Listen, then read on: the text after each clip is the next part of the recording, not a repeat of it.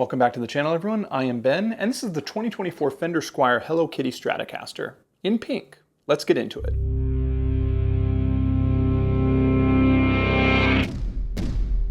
Hello Kitty is absolutely surging right now. Now, I might be dating myself by saying that I've seen Hello Kitty come and go probably 3 times in my life, where it was really popular and then kind of died off and then got really popular again. Well, now we're in that third iteration, which coincides with Hello Kitty's 50th anniversary. And maybe that's why it's so popular, because Sanrio is just pumping it out there. I mean, I live next to Universal Studios, and there's Hello Kitty mashups with Chucky, Hello Kitty mashups with Jurassic Park. Seems like there's no end to the Hello Kitty fanfare right now. Tell me that's not morbid. Which means, of course, that it's absolutely no surprise that for Hello Kitty's 50th anniversary, they reached out to one of their old partners, Fender, and came out with a couple guitars and accessories. Now, there's a made-in-Japan Fender Stratocaster that came out, which would be my guitar of choice if I was going to pick one Hello Kitty guitar to review, but that guitar is pretty much impossible to get your hands on unless you want to pay an exorbitant amount of money on reverb right now. So, for me, the Squier model is going to suit just fine. Now, regarding the companion accessories I talked about a second ago, there was Fender Hello Kitty hats and t-shirts and hoodies and guitar cables and all sorts of things related to both your guitar and various apparel options. But I think the one item that I've been seeing the most buzz about is the Fender Hello Kitty fuzz pedal. Now, this did quickly sell out, but I did manage to get one by putting in an order for the bundle package. Now, the truth is, I'm actually not really much of a fan of Hello Kitty. The only reason I own this guitar is because my wife happens to be one of those tens of millions of people that loves absolutely everything about Hello Kitty. And when she saw this guitar, I told her, I'm gonna buy it. And she said, do it. So I did, and you know what? I'm gonna do a fair review of it as well. It has nothing to do with the fact that it's pink. I actually don't really care about that at all. Some of you might remember at the tail end of last year, or maybe earlier this year, I did a review on a pink Les Paul Modern Light, which was a great guitar. I was very surprised at some of the hate comments I got about the color of it, so I look forward to seeing what people write on this one. Now, as far as what I'm going to do with this guitar when I'm done with this review, I honestly have no idea. Space is kind of a premium now with all these reviews I've been doing, and I don't really know if this fits in my arsenal, or if my wife's going to beg me to keep it, or maybe she'll learn to play guitar just so she has a reason to keep it. I don't know. Only time will tell. Now, as I mentioned, I did manage to get a hold of the bundle package, and I'll go over all those accessories in a second. But one thing I want to point out real quick before I get into this guitar is I've actually seen a lot of comments online that are saying this is just a repackaged Squier Sonic guitar. And yeah, of course, while there's similarities between every single Stratocaster ever made, this is actually a little bit different than the Sonic. For starters, this body is not poplar like a Sonic. This is actually an Okume body. Does that matter much? Not really. When it comes to the pickup, this has got an Alnico pickup, whereas the Sonic has a ceramic pickup. Again, does it matter? Not so much. Up here at the headstock, we've obviously got a matched headstock to the body and vintage style tuners. And lastly, this guitar comes with a gig bag from the factory, whereas I believe the Sonics are just thrown in a box and shipped to you. Again, small differences, but they're there. Now, something interesting happened about 5 days ago. I heard a knock on my door, opened it up, and this giant box was sitting out there. I picked it up, and I was quite surprised that it seemed pretty empty.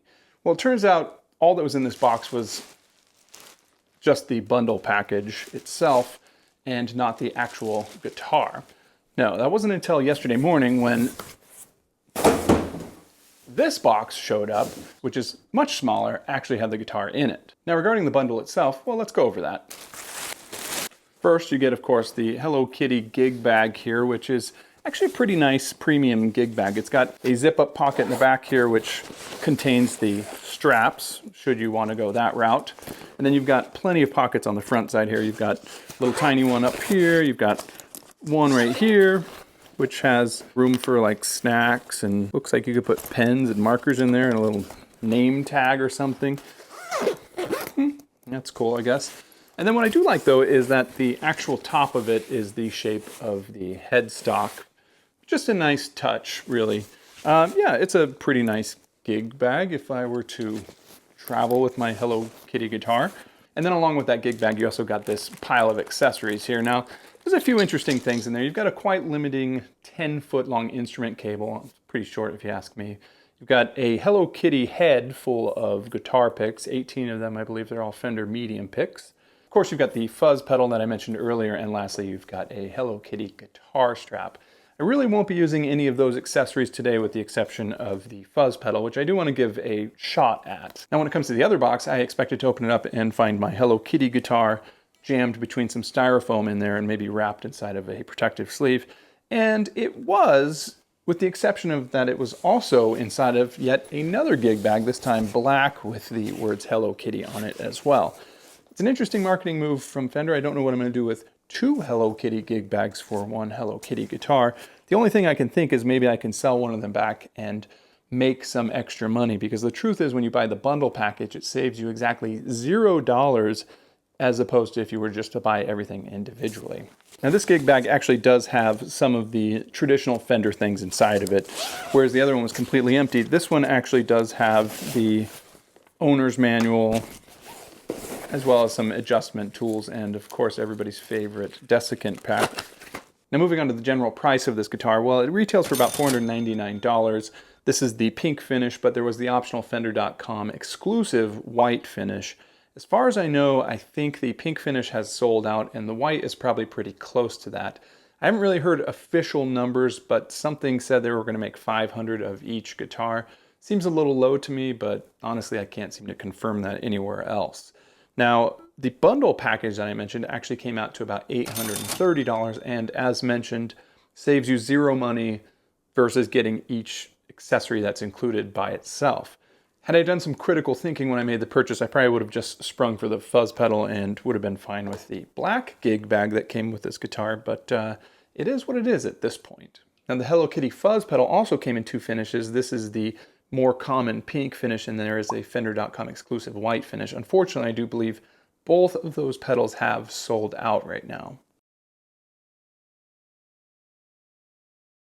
Now moving to the actual design of the guitar itself, well, this is an Akume body, as I mentioned before. Akume is a wood that I've seen used on budget guitars, and I've seen it used on some very expensive guitars, so I wouldn't necessarily judge the quality of this guitar by the wood that it's made of. I think it just generally has a reputation as being used as the wood that they make plywood out of, but it is true that you can get sheets of it and slabs and make decent guitars as well. Now outside of this body being made out of Akume, it is pretty much just a standard Stratocaster. Of course, you've got your one belly carve here for added comfort, matching headstock up here at the top, and of course the most obvious thing on the front is this giant Hello Kitty pickguard. Now when I first saw pictures of this guitar, I had thought perhaps it was a decal or something underneath the finish, but was pleasantly surprised to see that it is a legit Hello Kitty pickguard.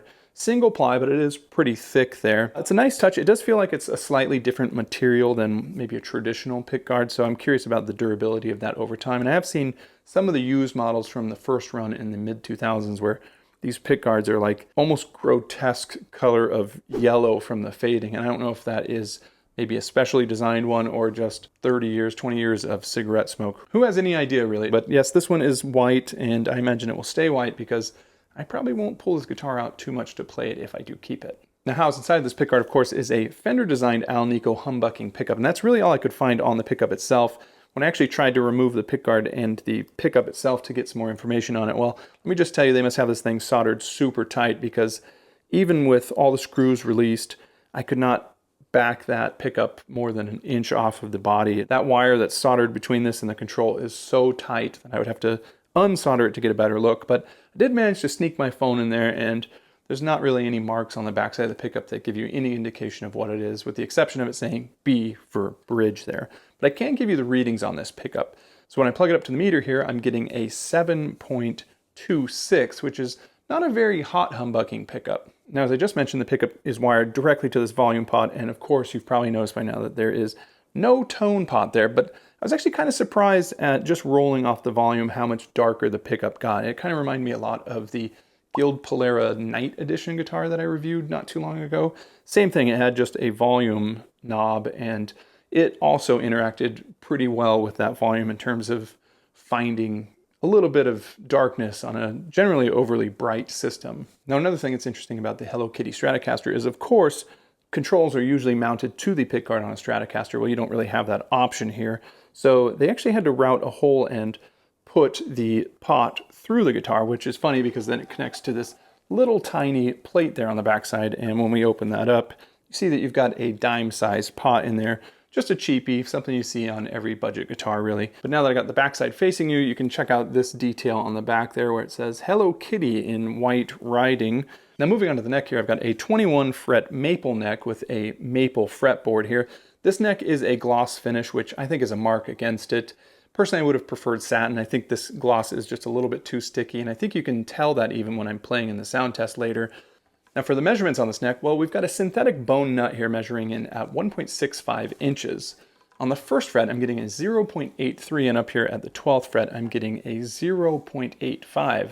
So a pretty even neck through and through. Now Fender describes this as a C neck, and the shape does feel pretty good in my hands, and it is, I would say, maybe the C-est of necks that I've tested in a long time here. And just in case you're curious, this is also a traditional 9.5 inch radius neck. Overall, the guitar feels pretty good. When we throw it on the scale here, we can see it weighs just a hair over 7 pounds at 7.01 pounds.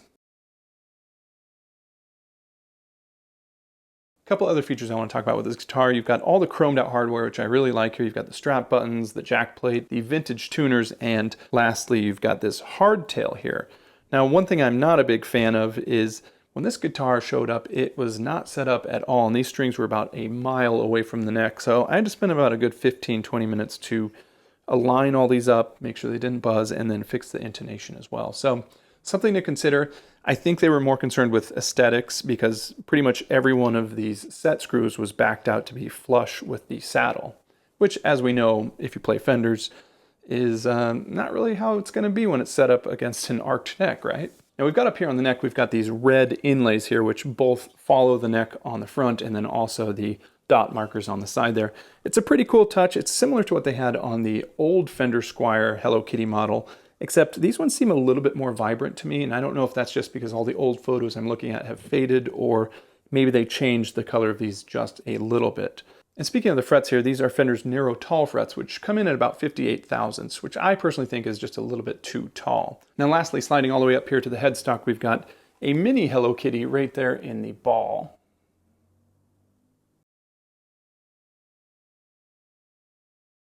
Now I'm going to run through the sound test, and I will put all of these settings for the guitar on the side here so you have an idea of what I'm doing if you want to follow along. Seeing as there's only just one volume knob, this shouldn't be too hard to follow along with. I'm also going to try out the fuzz pedal, but I gotta be honest with you guys, me and fuzz do not have a good working relationship. I think out of the 75 or so songs that I've released out into the world, one of them has a fuzz on it, and it's buried beneath so many effects that I don't even think you can tell what it is.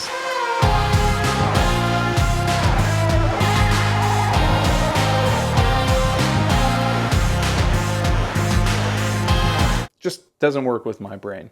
Anyway, outside of that, all the effects that you're going to hear is this guitar going through a Fender Twin Reverb if it's clean. If it's a little broken up, it's going to be going through the Wampler Tumnus pedal, and if it's really outright distorted, it's going from the Wampler Tumnus to the Tube Screamer pedal into the Twin Reverb. We'll get into it now.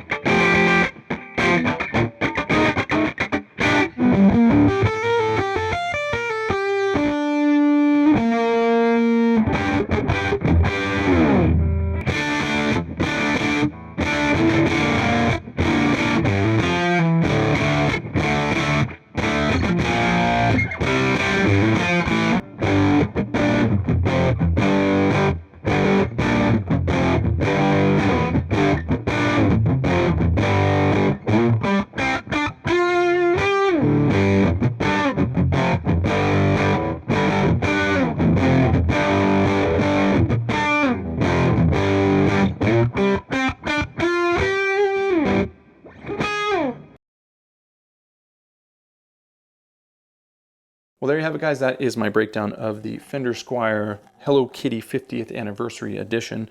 I think the construction of the guitar is actually really well done. I haven't been able to find a single imperfection on it at all. Even when I took off the pickguard and could kind of squeeze a look underneath it, I didn't see any extra holes like I usually find on these budget guitars. The sound of the pickup itself, actually, it's pretty decent. It's a lot better than what I've heard on some other budget guitars, like the Leo James guitar that I tested last week, or even that Vicer's guitar. Those are definitely bad pickups, and I think this one you actually were able to get something out of it, and it actually did have a decent range of sound considering all you have is this volume knob here. Now, the one major mark against the guitar I gave it was the fact that it wasn't really set up at all from the factory. Nothing's more of a bummer than opening up a new guitar and you can't even play it because it's nearly unplayable. I don't know exactly who this guitar is marketed to, but I can only hope that if you're interested in Hello Kitty and you wanted this guitar, you were able to get your hands on one, especially if it's limited to 500 pieces per finish. All right, that is all I have right now. I hope you enjoyed the review of the Squier Hello Kitty. If you like this video, consider clicking the like button. If you like content like this, consider hitting the subscribe button, and I will see you guys next time.